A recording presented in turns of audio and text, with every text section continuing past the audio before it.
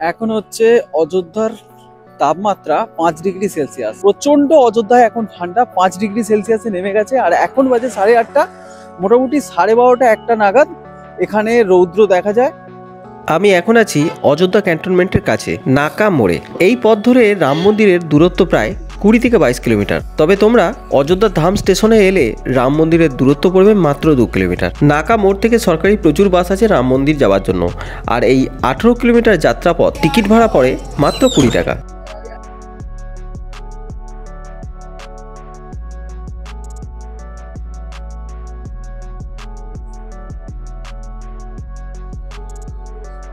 এই পথের পুরো রাস্তাটাই ফুল দিয়ে সাজানো। এই রাস্তাটাও বেশ পরিষ্কার, ঝাঁ চকচকে রাস্তা একদম।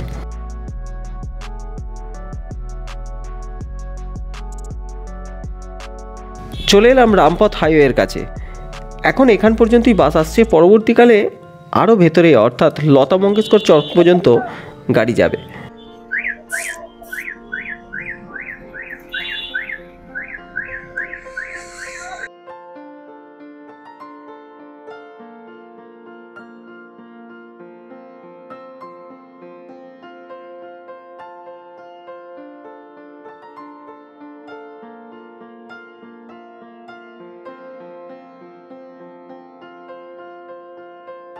তো আমার পেছনে আছে এমন একটা চিত্র যেটা রামায়ণ থেকে তুলে ধরা হয়েছে।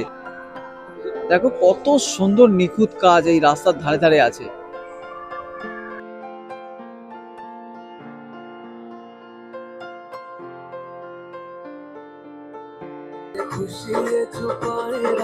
রাম মন্দির উদ্বোধনের উৎসব এখন সকল বয়সের মানুষের মধ্যেও বিদ্যমান।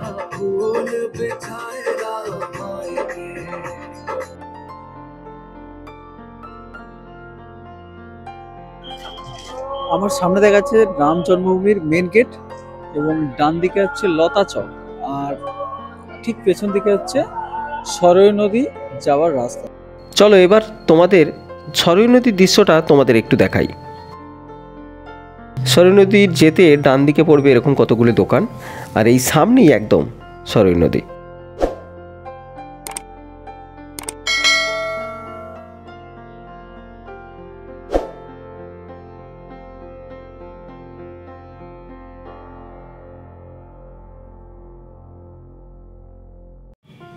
সরয়ূ নদীর পাড়ে চলছে পূজা আজা ও গোদানের মতো কাজ। অনেক পুণ্যার্থীরা এখানে পুণ্য স্নানও সেরে নিচ্ছেন।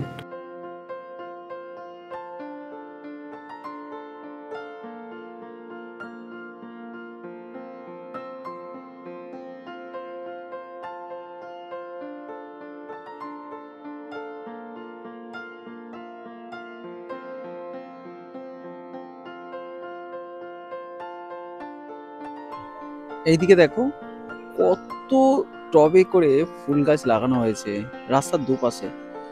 এদিকেও লাগানো হয়েছে, আর এই দেখো রাস্তার ওই পাশেও কিন্তু লাগানো হয়েছে।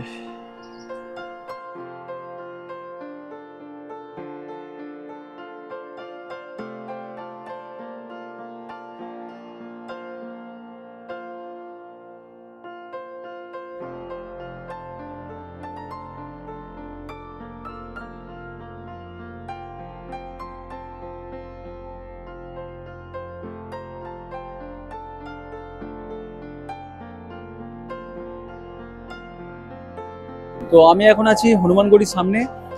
এখানে কথিত আছে যে হনুমানগড়িতে প্রথম হনুমানজিকে দর্শন করে তবেই কিন্তু রাম মন্দির দর্শন করে। তো তোমরাও কিন্তু অযোধ্যা রাম মন্দির দর্শন করতে এলে হনুমানগড়ির এই মন্দির দর্শন করে তারপর রাম মন্দির দর্শন করো। তো হনুমানগড়ির সামনে বেশ ভিড় আছে, এখানে চারপাশে প্রচুর মানুষ কিন্তু বিভিন্ন জায়গা থেকে এই রাম মন্দিরে আসছে। আমার সামনে আছে দশরথ মহল। এটি প্রাচীন পথ অযোধ্যা মন্দির যাওয়ার, তবে এখন প্রশাসন এই রাস্তা দিয়ে যেতে দিচ্ছে না সিকিউরিটির কারণে। চলে এলাম রাম মন্দিরের প্রধান ফটকের সামনে। এখান থেকে প্রায় 1.5 কিলোমিটার হেঁটে গেলেই পড়বে রাম মন্দির। আজ ছিল 24শে জানুয়ারি, তাই সকাল থেকেই সিকিউরিটি বেশ টাইট। মন্দিরের পথের মধ্যেই পড়বে একাধিক নিদর্শন।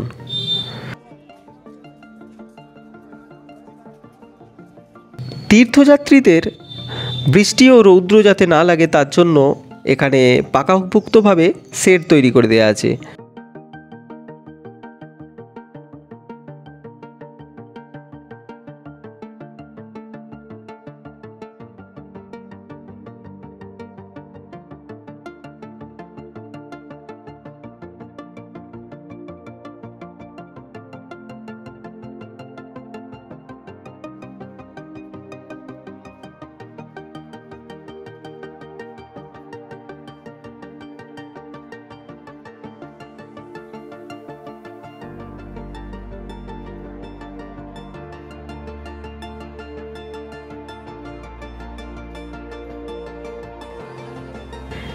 এবার আমাদেরকে প্রথমবার চেক করা হবে। এখানে চেক করা হচ্ছে বডি ও ব্যাগ চেক আপ।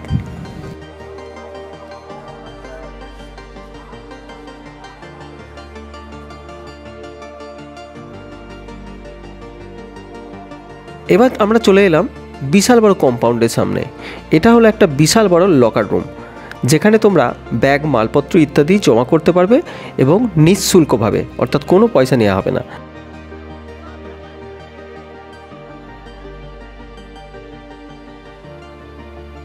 ডান দিকে একাধিক র্যাক করা আছে, যেখানে তোমরা জুতো রাখতে পারবে। এবার চলে এলাম ফাইনাল চেকের পয়েন্টে। এখানে তোমাদেরকে মোবাইল, ঘড়ি, চেন, পেন, কাগজ ইত্যাদি কিছুই নিয়ে যেতে দেবে না, অর্থাৎ একদম খালি হাতে তোমাদেরকে ভেতরে ঢুকতে হবে। এখান পর্যন্তই তোমরা মোবাইল আনতে পারবে, এরপর কিন্তু মোবাইল অ্যালাউ নয়। 23শে জানুয়ারি কিছুক্ষণের জন্য মোবাইল অ্যালাউ ছিল। রাম মন্দিরের ভেতরের ছবি এবং দুষ্প্রাপ্য সেই ফুটেজ তোমাদেরকে কিছুটা দেখাতে পারছি।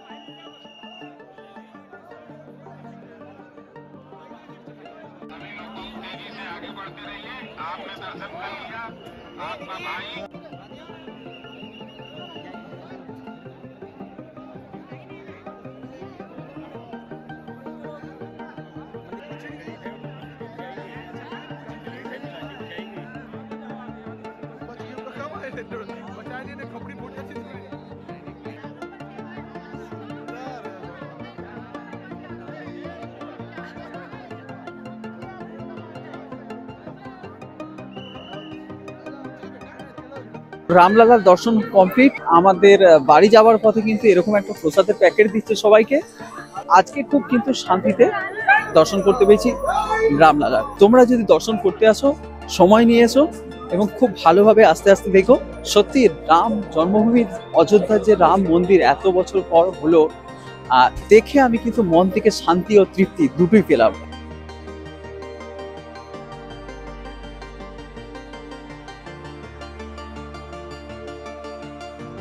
রাম মন্দির দর্শন করে আমরা চলে এলাম উমামা মন্দিরে। এখানে কিন্তু ফ্রিতে লঙ্গর চলে, প্রতিদিন ফ্রিতে খাবার ভান্ডারের ব্যবস্থা আছে। সেক্ষেত্রে তোমাদেরকে একটা ফর্ম ফিল আপ করতে হবে। উমামা মন্দিরের সামনেই আছে ছোট একটা অফিস, সেখান থেকে তোমরা স্লিপ নিয়ে সেই কুপনের মধ্যে তোমরা তোমাদের নাম, ঠিকানা, ফোন নাম্বার, আধার কার্ডের নম্বর ইত্যাদি দিয়ে ফর্মটা ফিল আপ করার পর এরা অ্যালাউ করে দেবে প্রসাদের জন্য। তো সেই স্লিপ দিয়ে তোমরা প্রসাদ পেয়ে যাবে। উমামা মন্দিরের প্রসাদের টাইম হলো 11:30 থেকে 3টে পর্যন্ত, তবে কোনো কোনো ক্ষেত্রে 4:30 পর্যন্ত প্রসাদ দেওয়া হয়। তোমরা চাইবে দুপুর 12টার আগে অন্তত এই কুপনটা সংগ্রহ করে নেওয়া। এখানে বসে প্রসাদ খেলে তার মধ্যে থাকে রাইস, ডাল, পুরি, সবজি, মিষ্টি ইত্যাদি। তবে এখানে মাঝে মাঝে বিশেষ ব্যবস্থায় পার্সেলও দেওয়া হয়। উমামা মন্দিরের ছাদ থেকে তোমরা রাম মন্দিরের খুব ভালো একটা ভিউ পাবে, আর তোমরা এখান থেকে ছবিও তুলতে পারো।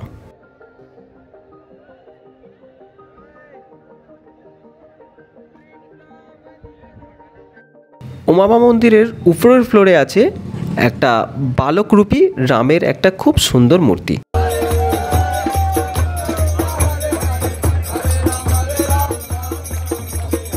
অযোধ্যায় কিন্তু ইসকনের একটা মন্দির আছে, যেখান থেকে কর্মকর্তারা এই অযোধ্যার আশেপাশে এসে হরিনাম সংকীর্তন করে থাকেন।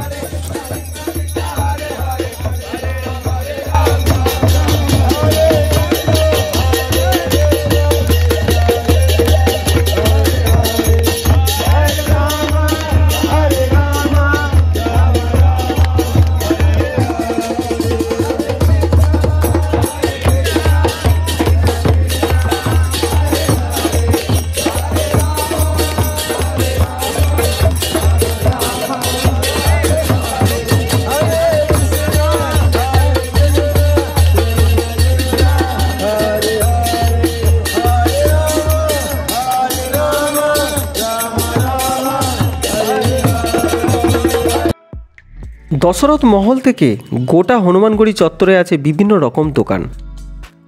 দোকানগুলিতে খাবার, প্রসাদ এবং কেনাকাটার বিভিন্ন সরঞ্জাম তোমরা পেয়ে যাবে।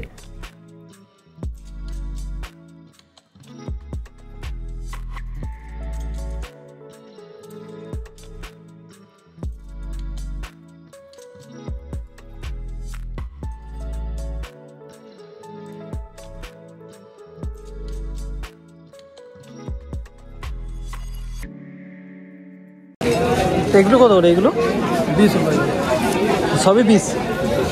बड़ा लगा था 30 रुपये का। আর এই স্ট্যাচুগুলো 270 रुपये।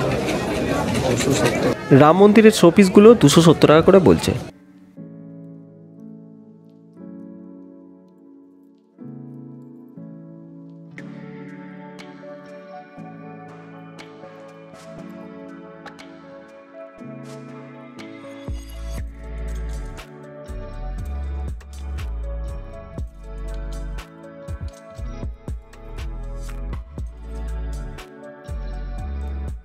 রাজা দশরথ মহলের ডান দিক দিয়ে কিছুটা গেলেই পড়বে কনক ভবন।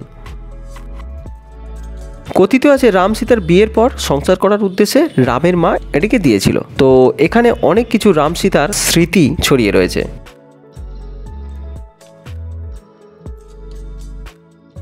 এবার এলাম রাজা দশরথ মহলের ভেতরে।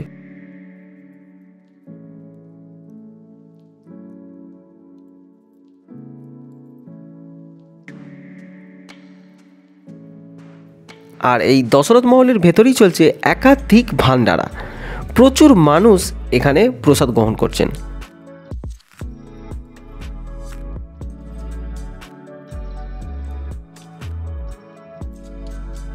আমিও ভান্ডারার প্রসাদের লাইনে দাঁড়িয়ে পড়েছিলাম।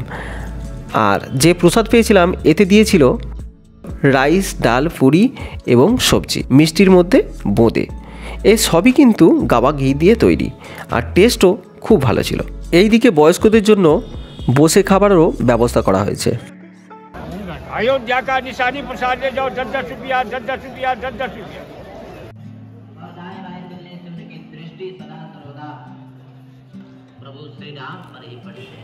দশরথ মহলের ভেতরেও বেশ সুন্দরভাবে লাইট দিয়ে সাজানো হয়েছে।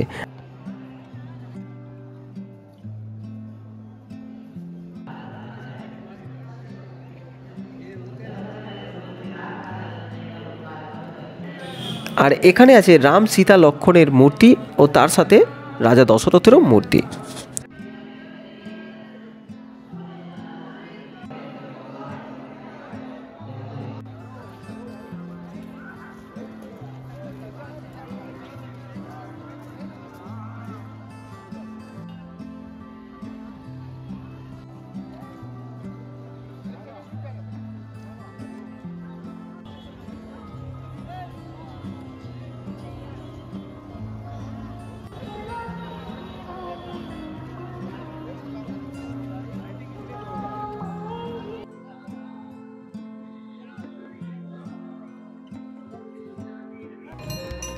সরয়ূ নদীর পাড়ে বিকাল 5:30টার পর শুরু হয় সন্ধ্যা আরতি। এই আরতি দেখতে প্রচুর মানুষ ভিড় করে। আর আরতি শেষ হলে ঠিক তার উল্টো দিকে রাম কি পৌদিতে হয় light and sound show.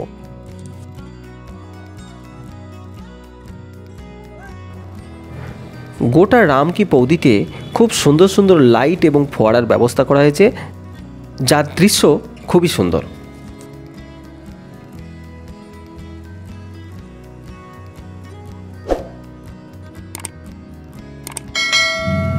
Ayodhya এখন বড় তীর্থক্ষেত্র। প্রচুর দেশ ও বিদেশ থেকে প্রচুর মানুষ আসছেন রাম মন্দির দর্শন করতে। এখন বেশ ব্যস্ত অযোধ্যা ধাম।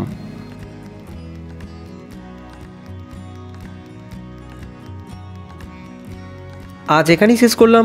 পরবর্তী পর্বে আবার ভিডিও নিয়ে হাজির হব। টাটা, জয় হিন্দ।